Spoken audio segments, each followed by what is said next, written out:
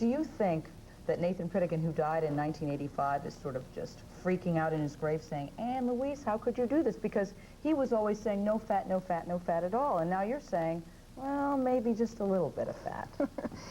Well, knowing Nathan as well as I did, I think that he would look at some of the findings that I've uncovered and that actually came out right around the period of his death with quite a lot of understanding. And what I talk about is putting a little bit of fat back in the diet for satiety and for the future health of the 1990s. So I coined a term called essential fats. And which is? Which is certain kinds of unprocessed vegetable oils and fish oils, which are very important for the immune system. Because what we're finding is that a diet that has no fat at all not only is very hard to stay on, but it doesn't provide the building blocks for the hormone system or immunity. And that's what we're looking at in the 1990s. Are you saying that the Pritikin diet is good, but you still need a little bit more? Are you, for instance, still saying that you need to drink those 8 glasses of water a day?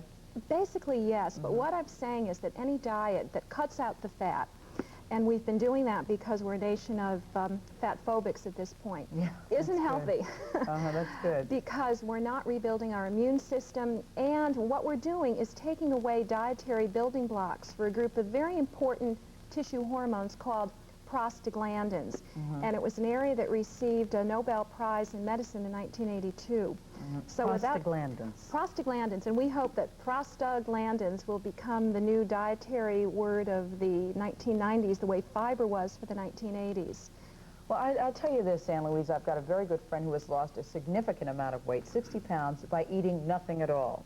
And I think that she really believes that this time she's going to keep it off, and she's doing very well. What do you think about those kind of diets where you just eat absolutely nothing? You're drinking little protein drinks or powder drinks or whatever it is. Do you think those are a good idea? Not for long-term basis, Gayle, because your metabolic rate becomes sufficiently lowered. And what happens is that when you eat a little bit of something, the body slows down its metabolic burning, and so you're not losing as fast as perhaps you should.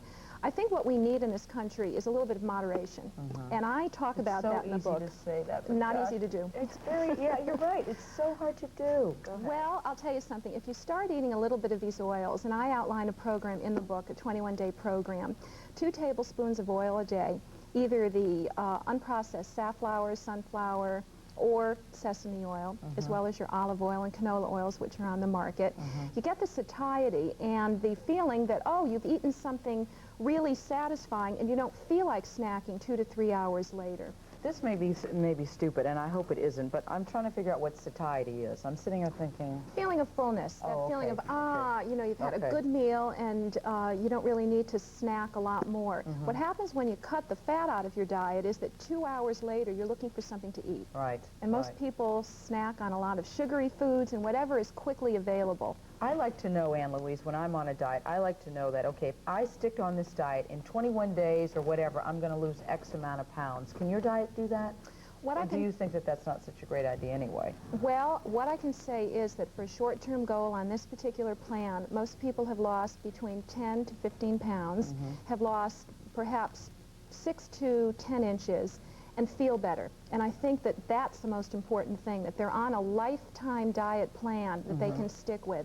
And they're rebuilding their immune system, they're losing weight, they're lowering their cholesterol, and their skin, hair, and nails have become regenerated. And they can eat a little bit of fat. That's what I like. Now, 6 to 10 pounds in how long a period of time? We're looking at 21 days to about 21 days, I would say. It's 3 weeks. All right. Well, best of luck to you with your book. We thank you for joining us. I hope you enjoy your stay back home with your mom and dad. I know they're glad to see you.